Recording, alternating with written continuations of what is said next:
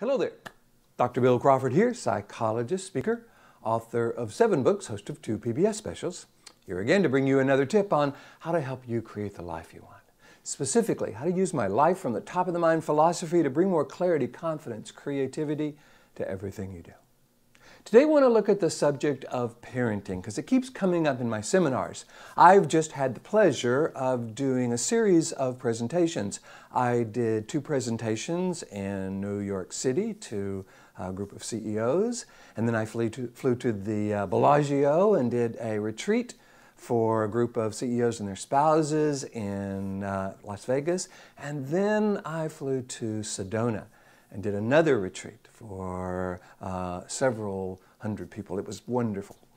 And in each one of these situations, either in the retreat or in the breaks in between, people would come up and say, "Okay, Bill, how do you raise responsible, cooperative kids? I just can't get my kids to take responsibility for things and be responsible and cooperate with me when I want to."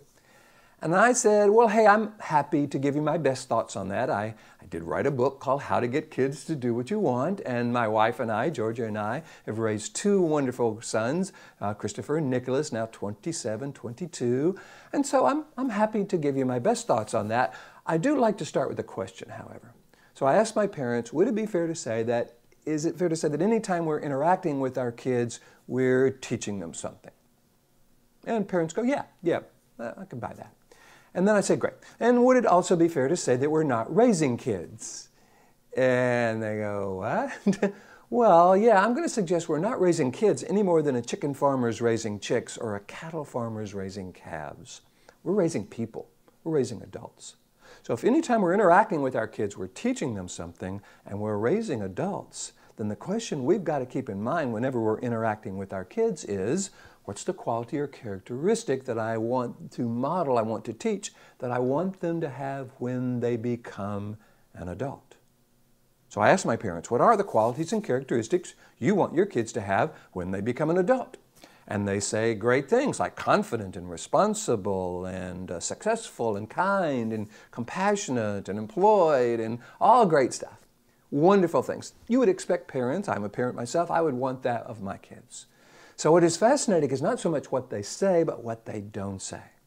I've asked this question to parents all around the world. Each time I do one of these parenting seminars or address the issue, I say, what are the qualities and characteristics you want your children to have when they become an adult? Not one parent has ever said the word obedient.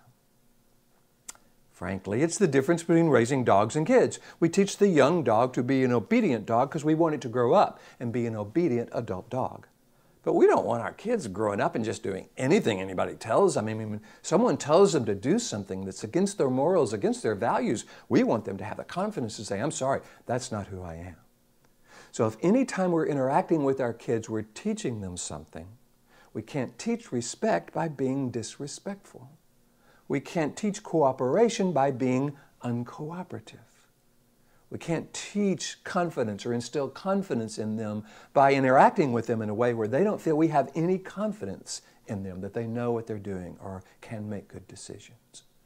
Now, let's understand that parenting is probably the most challenging job there is. There is no real manual for it, and so I am not trying to blame parents for all the children's problems, either when they're kids or when they grow up. We are human beings. Sometimes we're purposeful, sometimes we're less than purposeful. What I want to do, however, is give parents the opportunity to understand the science behind raising responsible, cooperative, confident kids. In order to raise responsible, cooperative, confident kids, we've got to engage the responsible, cooperative, confident part of their brain. For those of you who follow my life from the top of the mind philosophy, you know we got this lower brain called the brainstem. This is where our frustration, our anger, resentment, stress, anxiety comes from. Middle part of the brain is called the limbic system. That's the scanner, processor, router. Upper 80% of the brain is called the neocortex. This is where our interpersonal skills comes from, our clarity, confidence, creativity, compassion. Anything we do purposefully in a way that's effective comes from this upper 80% of the brain. And I think sometimes it's very natural as parents, we kind of find ourselves in that lower brain. We get frustrated, we get stressed, we get angry, we get anxious, and we interact with our kids from that place. And unfortunately, that doesn't feel particularly respectful. It doesn't teach them the respect because they don't feel they're being interacted with in a way that's respectful. It doesn't teach them cooperation because they don't feel like they're being interacted with in a way that's cooperative. Again, it's not our fault, but it's not accomplishing the goal we want. So what I do is I help parents come from this upper 80% of the brain. I give them a way of shifting from that anxious, frustrated, angry brain to that clear, confident, creative brain so they can interact with their kids in such a way that actually teaches them a quality or characteristic they want the kids to have when they become an adult. So when the kids are noticing how we are with them, we are modeling the qualities we want them to be able to engage and perfect. That's what this is all about. For those of you who would like me to come and talk to your school or your organization or your church about how to raise responsible, cooperative kids by accessing the responsible, cooperative part of their brain and becoming even more influential in our children's life, all you got to do is go to my website, BillCrawfordPh.com, or just Google Bill Crawford. I'll come up on the first page. Hit the contact button, let me know what you're interested in, and I'd love to talk with you about that. In the meantime, here's to you bringing more clarity about the qualities that you want your kids to have when they become an adult, confident in your ability to interact with your kids that way, creative when you need to be able to shift your focus, more clear, confident, creative in every aspect of your life. And I will look forward to seeing you in the next video.